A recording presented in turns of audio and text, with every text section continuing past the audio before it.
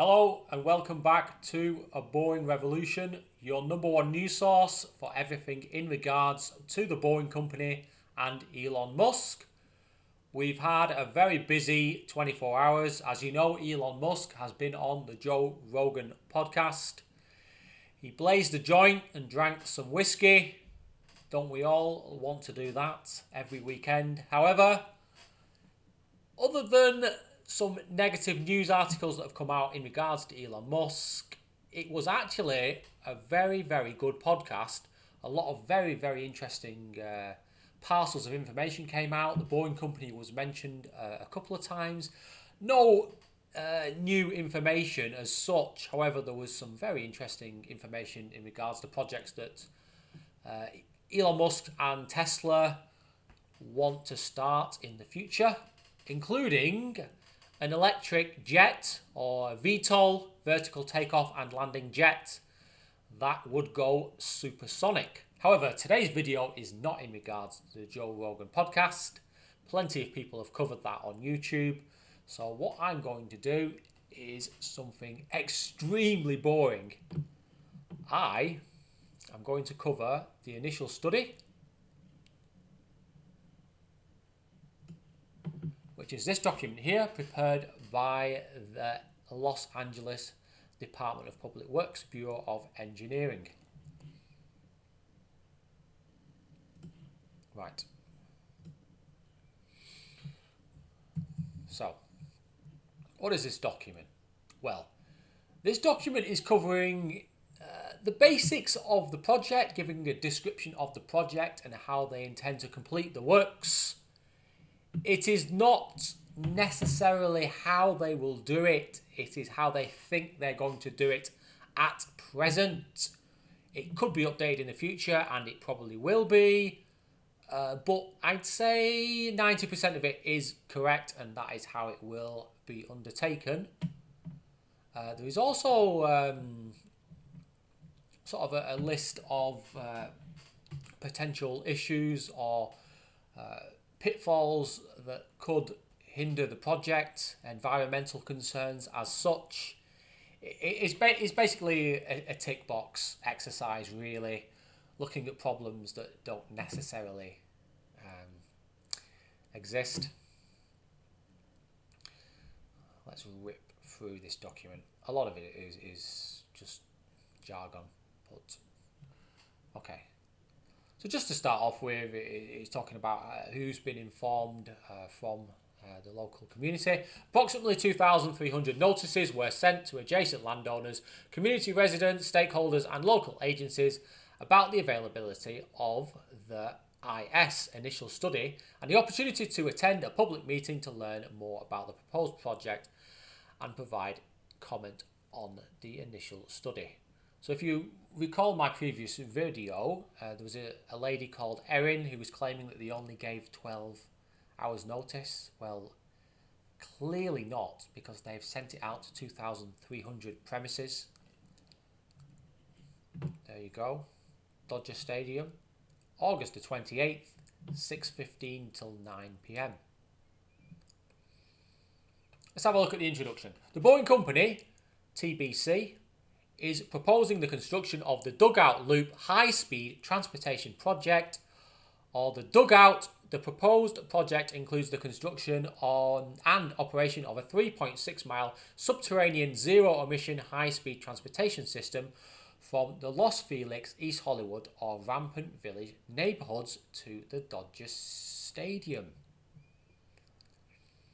Blah, blah, blah, blah, blah.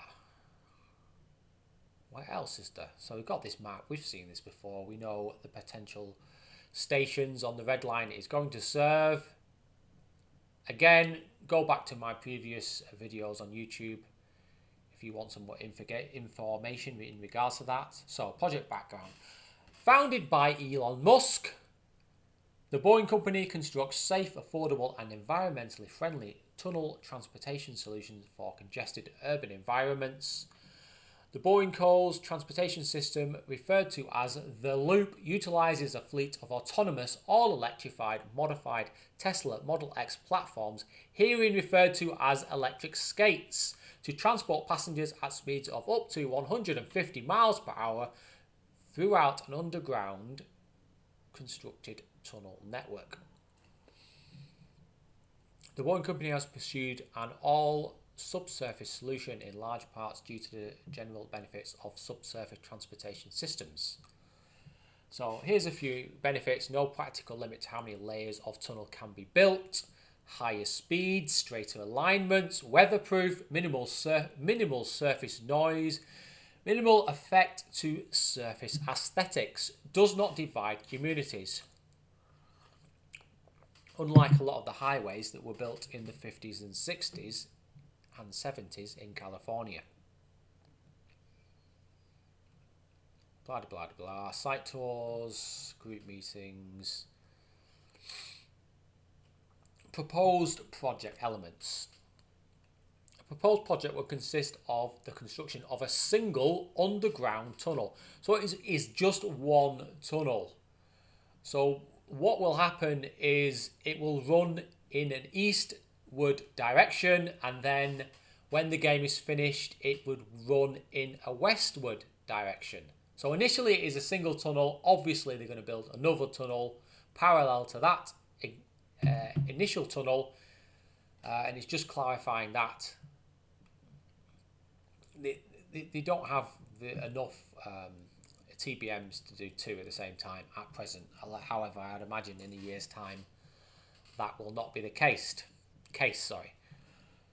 What about neighbourhoods known as the main artery tunnel with a loop lift? So what we need to do is learn the terminology that the Boeing company is using, main artery tunnel and loop lift, and in our future videos we'll be using those terminology. Ancillary facilities necessary to support initial operation between both points. Okay, we know that. Main artery tunnel. An approximate 3.6 mile main artery tunnel would connect the Dodger Stadium to Los Felix, East Hollywood, Rampart Village neighborhoods, entirely beneath public right of way or land owned or controlled by the Boeing company. So when it says public right of way, that either means a highway or a road or a railway line. So land that is owned by the public or the local council. The tunnel would have a boring diameter of 14 foot, an outer diameter of 13.5 feet. So the TBM operates with a cycle of cutting and segment construction. As the TBM advances, it excavates material forward of its steel cutter head. The TBM passes excavated material into rail cars, so battery-powered rail cars, which are hauled out of the tunnel by an electric locomotive. The material is then deposited into a truck, hopefully that is a Tesla semi-truck, to be repurposed or disposed. Tunnel lining concrete segments are then raised and put into place one at a time by the TBM, constructing a ring within the tunnel. Here's a key point. Grout is then injected through fill ports in the concrete segments to seal the annular space between the concrete segment ring and the surrounding soil or rock. So the top of the tunnel is known as the crown, the bottom is known as the invert. The tunnel would be approximately 30 to 44 feet below ground surface respectively. However, in cases where the underground infrastructure exists, they could go much lower. So he's talking about bridge piles, presumably skyscraper piles as well, subterranean pipelines. I can't imagine much would exist below 30 foot. So again, there's no real limit to how deep they can go. They could go 3,000 foot deep if they needed to. Following construction of the main artery tunnel, the Boeing company would install concrete shelves. That is what the Boeing company pod sits on, or the Boeing company skate, inside the tunnel, which serve as the guideway for the electric skates. The track concrete is slip formed. So what is slip forming? It is usually used to construct cars or the vertical concrete shafts that are in skyscrapers. Often they're the first to go up when you see a skyscraper going up in the city. However, it's basically just false work or formwork, which is a structure that can be assembled. Once the concrete is poured, it then can be disassembled or moved as one whole piece and then bolted into place, and then concrete can be poured again, and then you move it, and then you pour the concrete again. And it's just a very, very quick, efficient way of pouring concrete in a continuous shape. So here we go. The track concrete is slip form, similar to how street sidewalks are installed. Other tunnel infrastructure would be installed in parallel, including power, lighting, video. Unsure what it means when it says video, ventilation and safety systems. Safety systems, maybe a sprinkler system, potentially, or emergency lighting. Need some more information in regards to that. There's a render of the tunnel and the shelves, the shelving. Passengers will be transported through the main artery tunnel in electric skates, which are electric public transportation vehicles based on the modified Tesla Model X chassis. Electric skates are confined by horizontal shelves, which is this part here, using 4 pneumatic rubber automotive tyres, so nothing different to what is on your car as primary support. The electric skates engage the vertical wall of the curb, which is this bit here. So that is the horizontal part that supports the tyres. This is the vertical part. Using alignment wheel surface, using non-pneumatic alignment wheels. So it'd be either solid rubber or solid metal. I presume it would be rubber. Otherwise the friction would cause wear and tear to the sides of the shelves. This allows the vehicle to be driven in reverse for contingency scenarios and allows the skate to negotiate tighter turns at low speeds without the rear tyres scuffing the curb. Okay.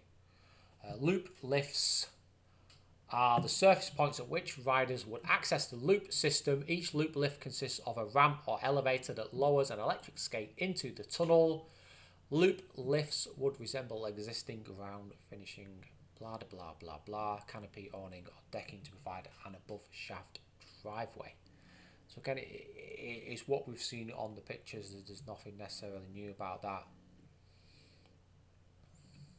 Let's have a look at the conceptual renderings. Here we have a ramp, here we have a loop lift with an escalator there. Here's something we've not previously talked about: access shafts. Access shafts would serve as tunnel access points for ventilation, emergency exits, and general tunnel access for maintenance. For example, each access shaft would have a diameter of 12 feet, which isn't that much for an emergency exit, utilising 113 square feet of private land. Access shafts would be spaced approximately 0.5 miles apart, totaling approximately 3 to 6 locations located along the proposed main artery tunnel. So you'd need at least 6. The access shaft excavation methods would vary dependent on the ground conditions and length of the tunnel spur.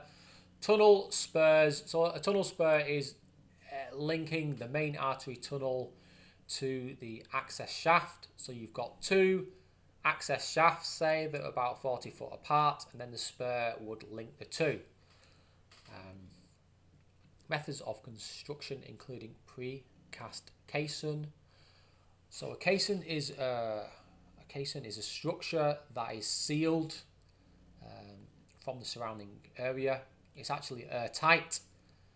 They're often pressurized. You often see them used for bridge piers, and then you can actually excavate inside the caisson without worrying about the actual excavation collapsing in on you.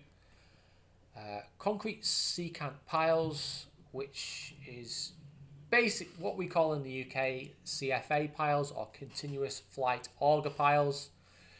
So imagine using a handheld drill to drill a hole in a wall, but imagine then doing that into the floor, and then what happens with an actual construction site is you pour concrete into the hole as you're removing the drill piece, and then you fill it with reinforcement or rebar and H piles, which are basically just steel beams like you'd see on a typical steel skeletal frame for an office building. Let's try it. So here's an access shaft. That looks terrible. That looks really terrible. I prefer if they did that, to be frank with you. The TBM will be launched from private land within or adjacent to the Dodger Stadium property, from where all tunnel construction would occur. Construction equipment would include a bridge crane, forklift, and tunnel locomotive. Here we go. Routine deliveries would include concrete tunnel lining segments. For that would actually come from the boring company's precast concrete factory. Ventilation ductwork, rail. So obviously, as they're extending the tunnel, they'll be dropping new rails into the tunnel and assembling them on almost an hourly basis. And other construction materials. Routine trucking activities would include the transport of excavated earth material referred to as tunnel muck. So hopefully, to remove the tunnel muck, they would use Tesla semi-trucks, which is very important because they are quiet, they don't produce noxious gases, and they're very cost efficient. The TBM Launch Shaft would be converted to a loop lift station following project completion. That's generally a good idea. But then what would you do if you wanted to sink another tunnel underneath the previous tunnel? Wouldn't you then need to convert the loop lift into a TBM launch shaft again? So that's another issue that needs looking at. Haul trucks. It is anticipated that between 20 to 30 haul trucks per day would be needed. So that's around every 20 minutes or so. If you're working 24 hours a day, which you probably wouldn't actually. So it might even be every 10-15 minutes, which is quite a lot. Excavation of shafts. An excavator located inside the shaft floor would be placed excavated material directly into a bucket hoist by a crane.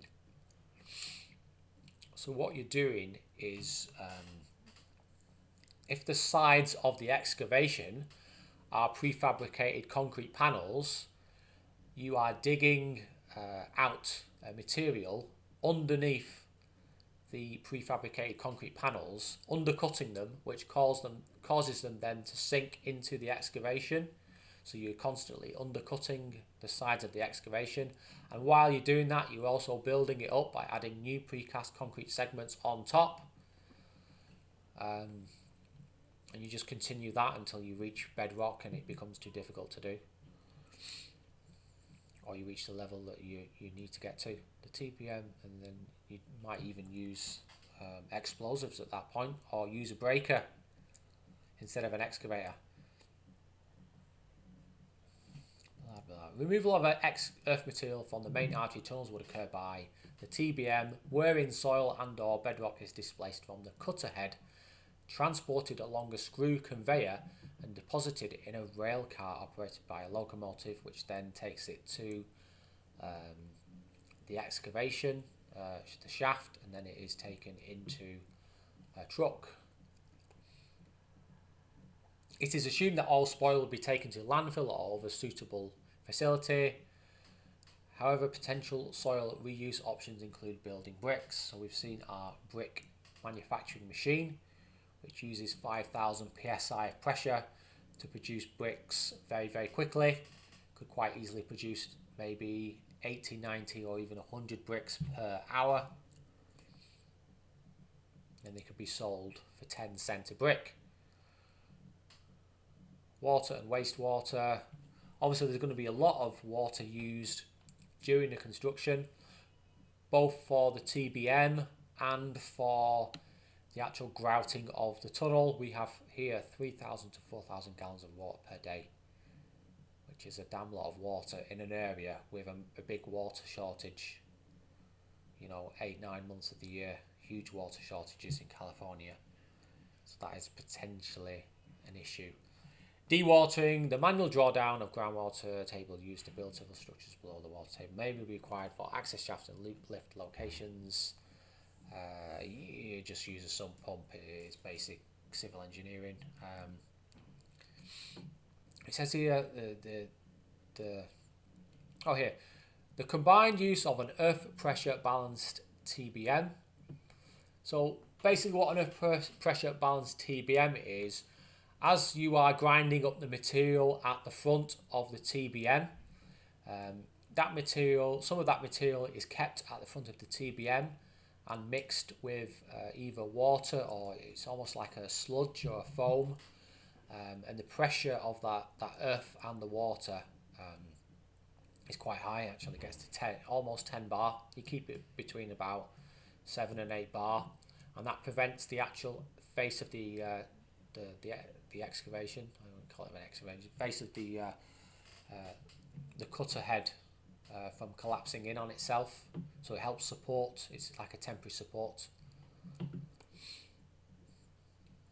It's pretty standard. That's pretty much how every TBM has operated in London for the last 40 years.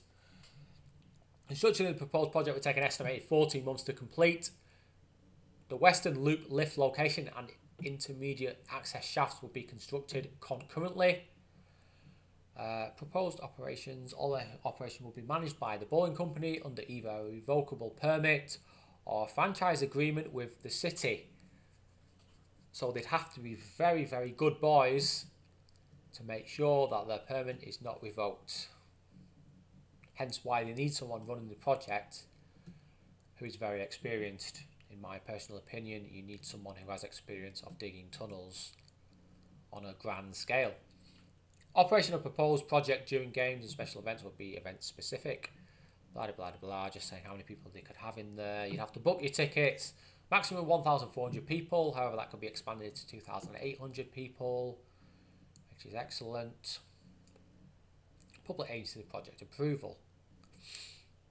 Okay, so that's the main information. Thank you if you've made it this far. It is quite boring. However, there's a lot of information in there that we need to know. This is going through all the factors that could affect the project, environmental factors potentially that could affect the project's approval. These are basically issues that are outlined. A lot of it is a non-issue. There are certain things in there which I find quite bizarre. I'm not going to go through it all with you. Blah, blah, blah, blah, blah. Let's go through, guys and gals. Most of it is less than significant impact or absolutely no impact.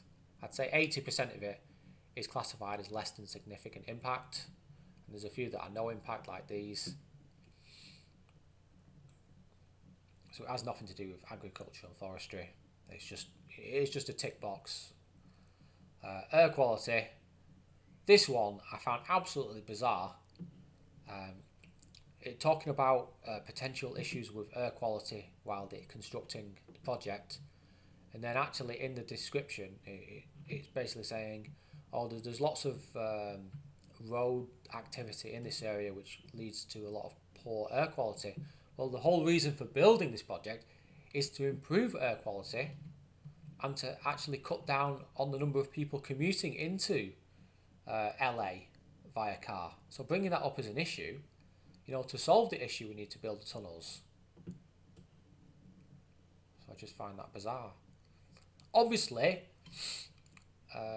construction machinery is going to produce pollutants, but it's going to produce a lot less pollution let's be frank with this. Let's be really frank. In a year of construction, it will produce less pollution than 1 week of just cars going past the site. Because you're right next to a main road near the centre of LA. You've got thousands and thousands of cars going past the site every hour. And they're worried about, 30 trucks, a forklift, and a couple of excavators, and the crane. So it doesn't make any sense to me. The argument is non-required, really. We have to build this to solve the problem. So saying it is a problem before we start is we could use electric excavators. We could use Tesla semi-trucks, which would have a significant impact on the amount of CO2 and nitrous oxide that is produced. Biological resources, again, most of it is less than significant. Not even worth reading. Geology and soils. Be located on expansive soils. Fair point. This one. This is the only thing that really I agree with in here in terms of an issue. The soil potentially could have high levels of clay. Therefore, going into the ground, adding water or taking water out of the ground could cause it to swell or sink, which could result in surrounding buildings next to the excavation. It could cause subsidence, which would cause brickwork and concrete to crack as foundations rise and fall, which is fair enough. How do we resolve this? We ensure that we are not taking out water from the surrounding soils. We seal the excavation, basically. Otherwise, we're going to end up with shrinkage.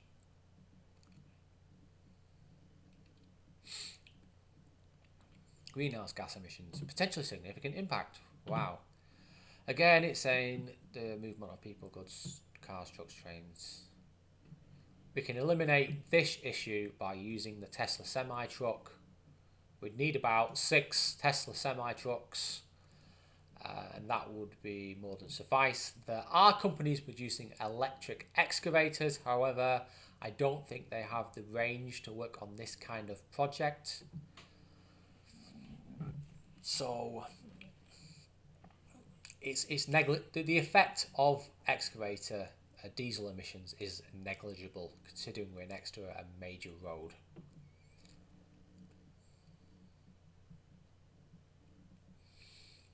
Hazardous materials, no issues.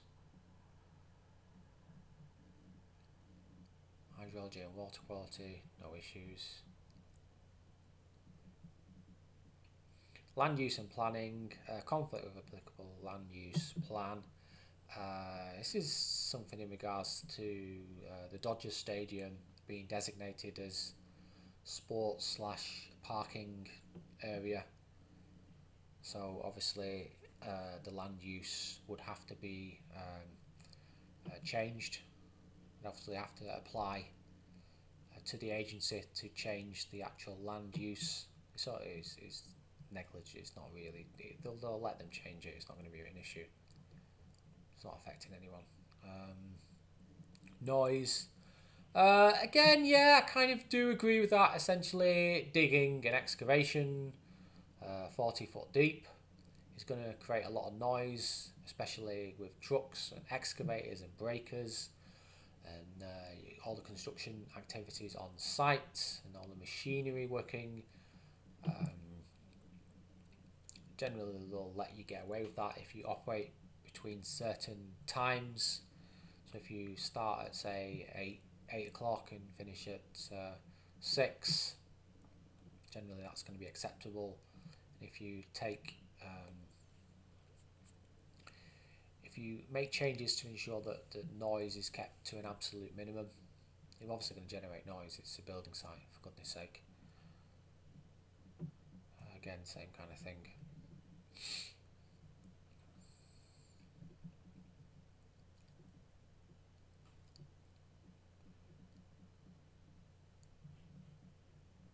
Yeah, as discussed in response, a project construction could result in a temporary increase in ambient noise levels in the project vicinity above levels existing without the proposed project. yeah, impacts could be significant, and this topic will be discussed further in the EIR. You've just got to come up with ways that you can cut down the noise. I've worked on jobs where everyone has to finish. Every job has to finish by exactly 5 o'clock. If you're working at 1 minute past 5, you're going to get fined because you're not meant to be working after that time to keep noise levels down for local residents. And we're happy to do that. We're happy to be a good neighbour. Okay, guys. Oh, here we go. Transportation and traffic. Again, there's going to be a lot of trucks picking up spoil. There's going to be a lot of materials coming onto sites. You just can't get around that, guys. You just can't get around that. There's going to be lots and lots of trucks. Not only have you got trucks removing spoil, you've got trucks arriving with precast concrete segments or ring segments for inside the tunnel. And you've got concrete being delivered for the slip forms, for the actual shelves, and all the other ventilation ductwork and the rails being delivered on big. I mean, there'll be trucks arriving every 10-15 minutes on busy days easily. Conflict with a applicable congestion management program. It's going to be congestion. You're going to have to stop people. You can't have people parking on the road outside the site. That's going to really upset people. So they've got to come up with a good traffic management plan, which they will do. I think that's everything. I'm confident we're done.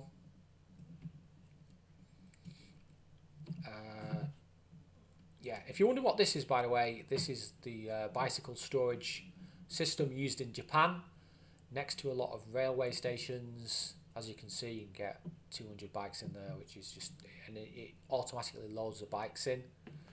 So it kind of relates to this because obviously we're digging access shafts and loop lift shafts.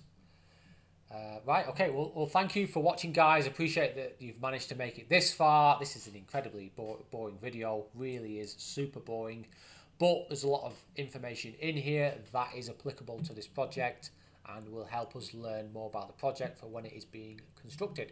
Thank you again. Please keep watching. Please like and subscribe. Please hit that bell button. I need people to be watching. I'm going to keep producing content. We're going to ramp it up. That's how we get more subscribers. Thank you. Thank you very much. Please keep watching. And goodbye. Adios.